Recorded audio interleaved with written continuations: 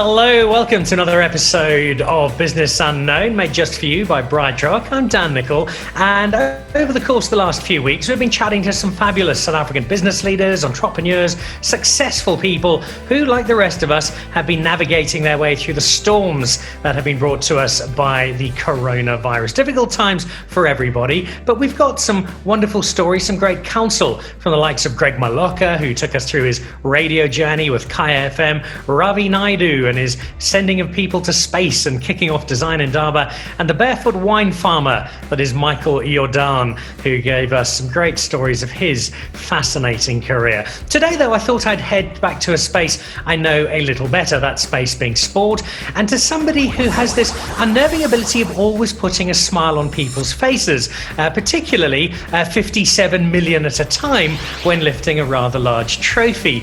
At that point, sitting watching the 1995 Rugby World Cup as a Rotary exchange student in Australia in the small hours of the morning, I was just a massive fan like most South Africans. I'm now incredibly fortunate to call him a good friend and somebody, and I think this is probably the link that holds us together closest, somebody I have sung alongside with on stage with Kurt Darren at an event a little earlier on this year. And I can tell you, not only is he a fine singer, but his footwork on the dance floor suggests he should have been on the wing, not on the flank. He's one of South Africa's favourite sons, a good mate of mine, and our very special guest today. Hello, Francois Pienaar. Dan, what an intro. I tell you, you've actually ruined my life because you named the dance floor the Francois Pienaar dance floor, and everybody that sees me subsequently takes me back there. I thought I was under the radar until you, with such a massive following, started sharing this. That's intimate stuff, Dan. That's stuff that should stay in the vault. Oh, I could never do that, Frankie, because it's A, something you're so good at, but B, something you have an enormous amount of fun doing. And I think if there's one aspect of you that characterizes everything you do, it's a real sense of enjoyment to go with the purpose that drives you. And I think that's probably the best way I can introduce you, other than being a terrific singer and a great dancer, is that you're somebody who, whether it was on the rugby field or now in your family life, in your business life, you really have found spaces that you enjoy and that you get such an immense sense of reward from. No, I've been incredibly blessed in my life, Dan. I always just pinch myself. My journey has been phenomenal. I think I'm probably the luckiest sportsman alive to have experienced what I did in my sporting career. And the pinnacle being sharing the platform with Madiba, incredible leader, and getting to know him better. But also, doing some stuff with great people. And that's what life is all about. If you surround yourself with great people, people that energize you, you can do so much. I say to my boys, there's two kinds of energizer. Well, an energizer and an energizer, somebody that takes. If you surround yourself with somebody that adds to you and to what you're trying to do, and they've got a good, strong moral compass and good values, then life really is a wonderful journey. It's a journey that for most of the world kicked off in 1995. There was obviously plenty that happened to you before then, but the world really saw and met Francois Pienaar on that famous day. And it was a day when we saw South Africa at its very, very best. You've had a little bit of time to reflect on that day. When you go back at it and you think of the impact that winning that World Cup had on South Africa, beyond just 80 minutes of rugby and a trophy, for me, it's always an illustration of what's possible in South Africa. And I always take optimism from looking back at that particular day. But would that frame a lot of your recollection? Yes, indeed. And it came home again last year in Japan at the Yokohama Stadium. When President Ramaphosa arrived, I was already there. He saw me and he said to me, "Francois, now that you're here, I know we're going to win." And I said to him, "Mr. President, did you bring a number 6 jersey?" He says, "Yes, I did." I said, "Now I know we're going to win." It was such an emotional experience for me to see Sia running onto the field wearing a number 6 jersey, the one that I was lucky enough to wear. And that victory was just insane. The whole experience was insane. When you've been there and you know how they feel beforehand, you're so nervous, you're so tense because you get this one opportunity to make your country incredibly proud.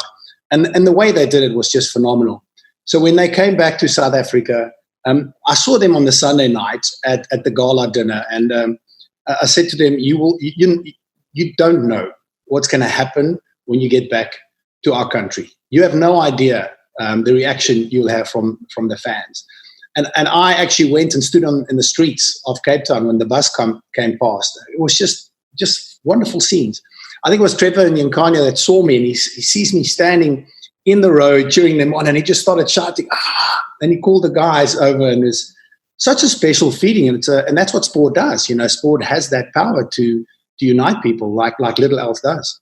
It also has the power to kickstart life in very unexpected ways, and it's put you on a journey now that's gone far beyond just playing rugby and offered you leadership opportunities beyond just captaining a team. And I'd like to move into those in just a second, but I'm distracted, as I suspect you are as well, by the immediate surrounds and some fabulous food. We're once again fortunate to have Bertus Basson drop off a couple of rather nice boxes of the gourmet fare for which he is so celebrated. How important is food and this sort of enjoyment in the life of Francois Pienaar? Vital. I think in family life. Can I just quickly show everybody my spread here? Please do. All out. I warmed it up. I'm sure you did the same. I've got Bertus's book. I've got Bertus's book there. So just a big shout out to Bertus for the wonderful food, and also all the restaurateurs that are going through such tough times. It's just a terrible environment for them. Just a shout out to all of them, and let's buy food whenever we can from the people in the restaurant trade and people that are battling in this environment. Food is vitally important. Sitting down at night with a family around a table with great food and having meaningful conversations is what the Pienaar family is all about. Now, my boys are really strong-minded, and I always encourage them to do critical thinking and not group thinking. So we've had the strongest debates around this table. And sometimes we would leave the table saying we're not agreeing with one another. At one stage, my youngest son, we were just having a strong debate. And I said to him, Stefan, let's just agree to disagree. He looked at me and says, Dad, no, we just disagree. I sat back and I said, wow. I said, because if I'm saying let's agree to disagree, I'm patronizing you. He says, yes, you are, Dad. He says, I don't agree with you on the subject. And that's it. We left the table not angry with one another. And we just said, on this topic, we don't have a meeting of minds. It sounds like a great place to drop in for an evening, and I would do so for the food alone. But the added bonus would be to be part of those debates, part of those conversations. And I'd like to steer the conversation towards the life after rugby, because in our current space here in South Africa, we've got a lot of people who are feeling very unsettled, very uncertain, and leadership is a big part of that. We need leadership. We need to be leaders ourselves. The transition you made from rugby into life thereafter, you could simply have been Francois Pienaar World Cup winning captain and coasted through the rest of life on the back of that, and done so comfortably and probably justifiably to the rest of the world, if not to yourself. How did you make that jump off the rugby field and into the business world, and how difficult was the transition? Not difficult at all, Dan, because we were amateurs. People forget in 1995 the game was still amateur.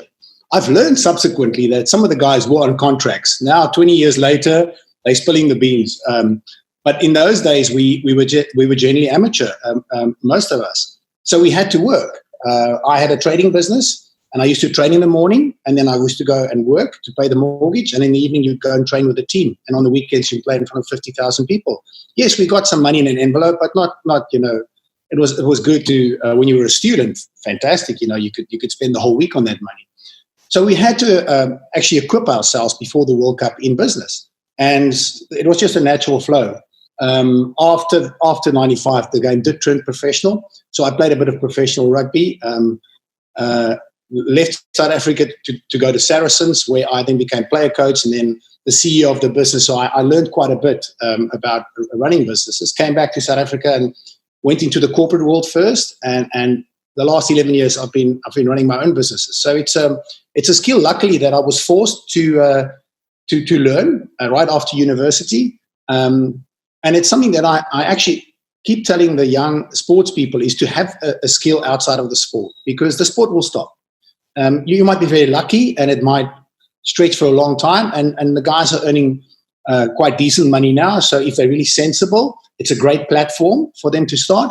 But they will go from earning there to earning here in no time whatsoever. And so their lifestyle would be at a certain level. You just got to be very prudent in how you manage that and look after your finances. So luckily, I was taught to do that off the bat and didn't have to learn it later. The success stories are generally the ones that we hear about, but it's the challenges, the failures, the bumps in the road that I think we learn the most from. Can you think back to the earlier days of your business career and a particular challenge you faced, a particular time when things didn't go so well that you had to navigate? Oh, plenty. I was forced to do it from a very early age. At the age of 15, I was out there trying out stuff. And when people say no, that's the most difficult thing. When you just get a flat no, that's the most difficult thing to compute and work against. It's just don't take no for an answer. Find another way. Think about why there's a no. Understand that no and turn it into a yes. And that would always be the most difficult thing. And you mentioned something that you learn from mistakes because you have to. If you don't learn from mistakes, then how do you grow? I've been actually criticized once when I said I've learned just as much from winning than I've learned from losing. And people said, but how's this? I said, because sometimes you win and you don't go and think, why did this really happen, and unpack it. And sometimes you were just lucky. Or sometimes you were really smart in your positioning and you were innovative in your thinking. So it's a combination of both those, but never keep on trying, and you got to have a dream. And that's what it's all about. You got to have what does success look like? What is that dream, and how do I get there? So then you build your game plan, and game plan A and B. And when you get a no and you fail, understand why. But if you win, also understand why you've won. Very important. You mentioned having a dream there. If I think back to one of our earlier meetings when I still called you Mr. Pienaar and stuttered slightly when you looked back in my direction, and then went home to look fawningly upon the Francois Pienaar posters I had up on my bedroom wall as a 23-year-old. I remember you telling me about this vision you had for this university rugby college sports space. You were going to get the universities together. They were all going to play. It was going to be as big as it was in America. And I remember thinking, well, this is Mr. Pienaar, so I can't tell him that he's an idiot because this is never going to work. So I'll just smile politely and say, oh, it sounds like a very good idea, Mr. Pienaar, and then hope that he didn't collapse too ignominiously in public. There were a lot of people who went a step further and told you, yeah, nice idea, Francois, never going to happen in South Africa. You went out. Anyway, I know you spent a lot of time in America and you decided you were going to make this work. And of all the post-95 triumphs you've had, creating this varsity sports space is, I suspect, not just the most successful, but also the one that means the most to you. You rightly said that there was a lot of no's, a lot of naysayers. And again, coming back to your previous question, it won't work. These guys won't endorse it. It's not the right platform. The youth is our future. And we didn't have a space for the youth to express their talents on the sports field, because oftentimes they don't develop as well as they should or as fast as they can at school. They do it just post-school, but then they've missed that opportunity. And we've created that space, development space for the young, talented South Africans to actually express themselves. And I'm so proud of what we've done in varsity sports, varsity cup rugby, football, netball has just gone ballistic in the last 6 years. We do it in athletics, we do it in sevens. We tried beach volleyball and we failed, so it's not all about successes. We're now trying basketball and it's starting to get some nice traction. But really proud of what we've managed to achieve in giving people an opportunity to transform their sports and as a trampoline for talent. So many of these youngsters would never have had the opportunity to go into a high level and sign professional contracts if it wasn't for the fact that they were seen, their talent was seen at a stage when they were fully developed. I still remember that very first varsity Super Bowl up in Pretoria, where you very kindly gave me the job of emceeing the event, and I had lots of very irate fans asking why my Afrikaans was quite so bad, if not non-existent entirely. When you had that first event, it was just a few days on the same field, a couple of rugby teams. The vision was certainly to make it something big and special. Did you believe it would have got quite as big as it has today? Well, then if we stopped then, it would not have happened because it wasn't a success. We had this vision of a Super Bowl, which is almost like the old Toyota Club Championships, over a weekend, a festival of rugby, of youth rugby, fast, exciting rugby, and it didn't work. So we tried 2-3 years and it didn't work. And then we said, if we don't do this, then the platform will never be there. Did I expect it to be? No. I really was hoping that it would be as successful as it is today, but I didn't know. I was so nervous in the first final, the first semi-finals and final. Would it be the rugby that we wanted? Would it attract the crowds that we hoped it would? It was spectacular. And both semi-finals went down to the wire. And the final UCT Marties at Marties, which was a controversy because the rules that we designed for it was that if you don't have certain minimum criteria, you can't host a final at home. And unfortunately, Ike Tigers didn't have those minimum criteria, so they had to forfeit the game and go and play away. Although they were leading, they were top of the pops. What an incredible final. And after that final, I knew we got something here. In the spirit of celebration, I'm going to diverge again once again, because we've got here from Bertus some fabulous gnocchi that he's done for us. In fact, I've got my bowl of it straight out of the oven here, which I'm going to have a taste of, because this looks absolutely terrific. And it's well plated. You've done a sterling job there, Mr. Pienaar. I told you eating is very important in our household, and what you eat and how you eat is critical. This is superb. Of course, as pleasant as it is to be doing this in different parts of the country, ideally we'd be sitting at Overture itself and looking out over the rolling hills of Stellenbosch and one of the great views in an area that is full of them. We can't be doing that now, but it does remind me of being at Overture and reminds me of the beauty of South Africa. And I think it's something you and I definitely have in common. We've spent an enormous amount of time traveling to different parts of the world. We've been very fortunate in that. I always feel, though, that when I get back from South Africa, no matter where I've been, I'm reminded that there's a reason I call this home, and there's a reason why, for all our many challenges, it's not a country I have any desire to say goodbye to on a permanent basis. I'm so with you on that. We're so blessed.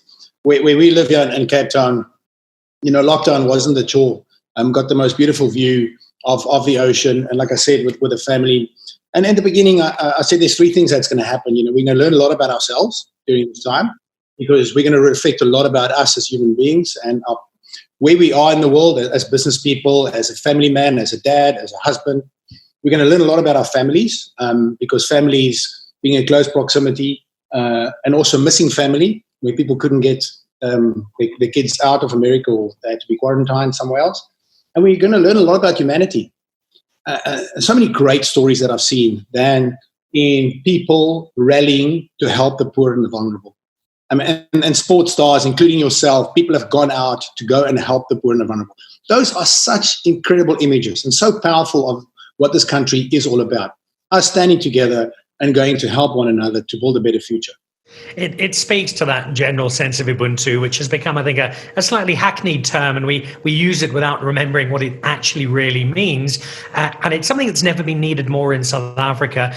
You talk about family. There are a huge number of our fellow South Africans at the moment who are worried about their families, worried about how they feed them, how they house them, how they look after them. What are the words of comfort that Francois Pienaar, the father, the husband, the family man, but also Francois Pienaar, the business leader, looking after your own employees, your own staff? What can you say that might ease some of those fears, ease some of those worries of people who are trying to get through some really uncertain times? I'll tell a story that worries me a lot, and then also that encourages me. The best thing I think I've done in my life is I started the Make a Difference Leadership Foundation 18 years ago. We look after bright young leaders that's going to just change this country, but it's values-based leadership, because you get leadership and values-based leadership. There's a big difference between the two. And because of the lockdown, our kids had to go back to their homes. We support 300 at the moment. We've got 80 that went through university, high school and university, and one through Harvard. He now sits on our board. And I'm learning so much from these young, smart leaders. But I got a note from one of the ladies saying that she's scared she's going to lose her scholarship because she's living in a garage with 8 people and she can't study as well as she wanted to. So you don't understand. If you don't get exposed to these things, you don't understand the need out there. Luckily, we are feeding, we're helping. And then I look at what the rugby fraternity is doing in feeding people, what the cricket fraternity is doing in feeding people, what the soccer fraternity is doing in feeding and helping people. And that's the message. The message is not from me. The message is from those people in terms of reaching out, in terms of caring, in terms of listening, in terms of wanting to help people get through this so we can be stronger. what we did as a business is we said three things. First of all, plan for the worst and hope for the best. We hope is not a strategy, but maybe it was. And this is going back in March and April, because we didn't know, who to trust, because trust in the world is broken. Who do you trust? Who can you trust? What leaders can you trust? So we said plan for the worst and hope for the best. Second is innovation as much as you can, pivoting, and we did. But our clothing business we turned into making masks, at least so we can keep on going. I'm involved. I'm the chairman of the Sanlam Cape Town Marathon. We've turned that into a virtual race, but a virtual race with a difference. You're going to download the app. You're going to track your route where you are running in the world, and it's going to plot you on the route in Cape Town. So we just did some innovative stuff, and our sponsors has been fantastic. On the varsity sports side, we said no normal sports this year. It's not going to happen. It's not going to be normal. If it comes back, it's going to be abnormal. How do we plan for that? So we looked at some innovative stuff, and we still are thinking of when the new normal will arrive. I think it's going to take longer. And then batten down the hatches as a business. You don't want to retrench people. It's the last thing you want to do. And the sad thing is, we paid bonuses in March, and now we have to cut wages. And you're looking at your people, you're saying, you want to say, I'm sorry, but you don't know what to say sorry for. Because everybody in the world, if you're in these industries, you are in the same position. We're not alone. So it's going to take leadership. It's going to take courage. It's going to take communication. And you've got to have decisive actions. So it'll come out in the next couple of months. Who has acted well in this crisis, and who's led well. I think one of the attributes we all need to display more of, and you've said so in not so many words, is to be kinder to each other. And it's a problem right around the world. It's also, I think, in South Africa, I often get the sense that we're a bipolar nation. We win a Rugby World Cup, we get an Olympic gold medal, we see South Africa in the headlines around the world, and we're dancing in the streets and popping champagne corks. Or it's the worst country in the world, it's full of corruption, I can't take it anymore. We never seem to have a middle ground. We're either a real high or a real low. How do we turn that around? How do we be more acceptant of the fact that we are going to have bad days, appreciate the good days, and realize that there has to be a mix of the sort? What is your intention? Is it to build or to break? And if you look at the financial crisis, bad leadership, greed, terrible leadership and greed broke the world again. So the people that want to build a world and create a better future for everyone, they're the ones that we need support. And they're the ones that need to get our votes. And they're the ones that we need to carry on our hands, because their intention will be values-based, and their intention will be to grow and not to break. It's a sentiment I couldn't agree more with. It's a philosophy we need to embrace and celebrate. And on the subject of building things, I'm in the process of building myself a Mos Bolletjie sandwich with some beautiful Richard Bosman cured sausage, because Richard is just one example of this extraordinary wealth of talent that we have in South Africa, not just extra large versions of Matt Damon who can win Rugby World Cups, or business leaders who can start electric cars or take over top talk shows in New York. Just on a day-to-day basis, we've got artisans, we've got people who are so incredibly good in their space, as good as anybody in the world. And that's probably an extension of the sentiment that we've just been discussing, celebrating those sorts of people, patting ourselves on the back, and remembering that in so many spaces, South Africa is world class. We've traveled. We've been very fortunate to travel, you and I. And you come back, and the cuisine in our country, the wines in our country, it's just world class. It's just the most amazing place. We are resilient, and we are innovative. I just feel, though, for the people that have really been damaged by COVID.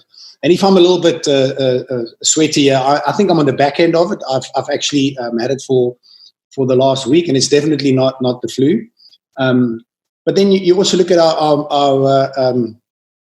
artists. I mean, they're world renowned. If you just go to some of the, I don't want to drop names here because then you seem to be favoring one over the other, but I know a number of artists, and you go to their foundries and stuff. It's just incredibly talented stuff that we're making in this country. And if you look at our business people, and how they've built businesses. And if you look at the talent that's left South Africa, that has gone into the global stratosphere, as you just mentioned, it's a country that's delivering some unique stuff. We have lots to celebrate, but we also have a time that is enormously challenging, and we're certainly not ignorant of that particular fact. Generally, you are as optimistic and upbeat a person as I know, as I said in the introduction. Taking into account the reality of the world we're currently living in, both globally and here in South Africa, on a 1 to 10, how upbeat is Francois Pienaar that in 2-3 years' time we'll have a South Africa that is a place that is working better, is feeling more upbeat, is back on its feet, and is heading in the right direction? I think next year will be a tough year. People are hoping that next year, I think the reset will be in 2022, when things will start to normalize and all the engines will start rolling. So I think it's going to take a bit longer. But under the right leadership and incredible focus, there's certain serious issues we need to tackle. Corruption is one of them. It's unacceptable. We need to see people taken to book. It's just unacceptable what's happening in corruption. You can't imagine now, in the worst time of our country, that people are stealing when it comes to feeding the poor and the PPE systems, and it's just wrong. And people need to be taken to book, because if there's no consequence, why would people stop doing that? It boils down to leadership and focus, and what will success look like. So, am I optimistic? Yes, I am. But I like many people, would like to see some action on the stuff that I've mentioned here. Nobody's been brought to book, and somebody now, I know that it was broken down. The National Prosecuting Authority was totally broken down. I guess it took some time to build up, because the bad guys also have money to buy the best lawyers. So you need to have a good case when you take the case to court. But I would like to see some action on that front. I won't ask you about President Pienaar and when the process thereof begins, but I will ask you, as we come to the end of what's been both a fascinating conversation and a lovely meal, albeit one had 1,500 kilometers apart, to go first back to your rugby career and then to reflect over the last couple of decades in the commercial world, to give us a leadership lesson, a leadership thought that you took from rugby and that you took from business, that our leaders of today can take themselves, learn from, and hopefully apply to their own particular worlds. Winning starts on Monday. You don't win a game on Saturday. Winning starts on Monday. It's all about your preparation, your obsession with detail, and all the hard work that you put in to go and win. Because on a Saturday in rugby, you've got execution Saturday. You've got 80 minutes to execute your game plan. And if you don't execute it in those 80 minutes, you lose. There's no use complaining afterwards about a bad decision here or there. You've got to change it in the game whilst the game is happening. And it's about people. And those people have got different personalities. It's how do you get the best out of those people leading into the game? Because in the days when we play, we were amateurs, as I said, and you could see sometimes in training that guy's just not there. But maybe there's something wrong in his business, or maybe there's something wrong in his personal life. You got to get him to focus for only 80 minutes, because you've got to execute. So winning starts on Monday, and you've got to be brave enough to make decisions in 80 minutes to change the game. And no complaints afterwards, because it's done. So I learned that preparation in sport is key, and personalities will always differ. And it's how you get everybody to focus on executing the game plan incredibly well is vital. On the business front, Dan, Harry Viljoen, who coached me as a youngster for Transvaal, then the Lions, gave me a book about success, and it's about the 4 Ds. The first one is desire. What do you really want? And it's something that wakes you up in the middle of the night and excited and scared almost at the same time. So what is your desire? Determination is why. Why do you want to do this? If you don't have a determination, then the desire is not fueled the whole time. A dedication, how? Your game plan. Game plan A, B, and sometimes even a C, to ensure that you can get to that desire. And then the most important one out of all 4 is discipline. You have to have the discipline to do it. And if you actually look at sport, I always look at Muhammad Ali. He's one of my kings. Muhammad Ali Bruce Lee, Elvis Presley, and Nelson Mandela, is look at their discipline. Incredible discipline. It's just, and then you saw other people with more talent or as much talent, they just didn't have that discipline. So I've applied that in business. And then, as a family man, I had one of the greatest quotes given to me by a close friend. Children are the great mimics in the world. Are you worth mimicking?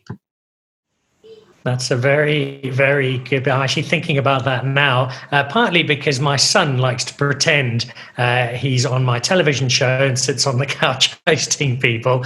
But it also, they are the people who you've chosen to bring into the world, and it's up to you to be as good a parent and good a person as you can. So it's a simple one, but that's a very good one to think about and ruminate on, Francois. It's an extraordinary life that you've led, and you are more aware of that than any, and it is one worth celebrating. It's certainly a story that isn't finished. I know there are many more chapters to be written, but in celebration of the story to date, and to finish off what's been a lovely, lovely time spent with you, we've got a little extra here. I'm going to reach over it from Mr. Besson, and these look rather good. Some chocolate bonbons, and I think that even two athletes like ourselves, Francois, can allow ourselves a little indulgence and a little chocolate to finish off what's been. Are you going for the fudge? I'm going to go for the fudge. While you have the bonbon, I need a bit of sugar. I'm going to go for the fudge. All right, I'm going to ask you to finish off as we wrap up with these, and go back one more time to that quite extraordinary rugby career of yours, and ask you to reflect for us. Not the game, not the immediate aftermath, but what it felt like to wake up the morning after the game, pinch yourself, ask a few people if it had really happened, and then think, you know what, we're world champions, and I lifted that trophy. And I tore my calf towards the end of the game. And I didn't want to play extra time because, it was sore. But the coach just said to me, no, you stay on the field. And I did. Listen, I was terrible. If you go and look at the videos, I missed tackles because I couldn't run. And that night is quite painful. So it started throbbing. I knew there was something wrong. Funny story, Joel and myself, with our two ladies, there wasn't a car to take us to, we wanted to go to Rattlesnakes, a diner where some of our friends were. So we hitchhiked. And we literally stood outside of the hotel and we hitchhiked. And this guy came past in a Jetta and stopped. And you couldn't believe his eyes. It's like, this is it. Hey, can you give us a lift? We went there. I felt, no, this thing is sore. And I came back and Noreen fell asleep. But I couldn't sleep, partly because it was quite painful. But I was still on such a high. You just float. You just float the whole time. You don't realize almost what has happened. And then even months afterwards, you start thinking back, Shosholoza. What is the significance of Shosholoza and how powerful it was before extra time? Just how did that happen? You start trying to figure this out, and still 25 years later, you float back and it puts the biggest smile on my dial. It does. Very blessed. Well, you put 57 million smiles in place. I think there were 4 million you wiped off faces in the small island of New Zealand, but we'll take the ones from South Africa very happily. Francois, thank you so much. I always love spending time with you, but today's been extra special, not just with some great Bertus Besson food, but with some terrific stories and recollections, and hopefully putting a few smiles on faces today as well, because we're sorely in need of them in South Africa at the moment. We're resilient people. We've faced a lot in the past. We'll face more in the future. I think this has asked some particularly demanding questions, but hopefully, if not actual answers, then today's time with you has helped people to gain a little perspective and possibly a little optimism and encouragement as we keep soldiering on through these times. So thank you for the time. Good luck with the recovery and shrugging off the last of the COVID. Enjoy the rest of this superb Bertus Besson lunch. Keep being Francois Pienaar, because you do a very good job of it, and I look forward to not just our next conversation, but hopefully sharing a glass of wine and possibly a dance floor as well in the not too distant future. Dan, thank you very much for having me. It's been a blast, and to Bertus for the great food, and like I said, to everybody in South Africa, stay safe and be sensible. This has been Business Unknown with me, Dan Nicholl, made just for you by Bright Rock, and we'll be back again next week for some more great food and another fabulous South African giving us a couple of reasons to smile and to believe in these very challenging times. Thank you and goodbye.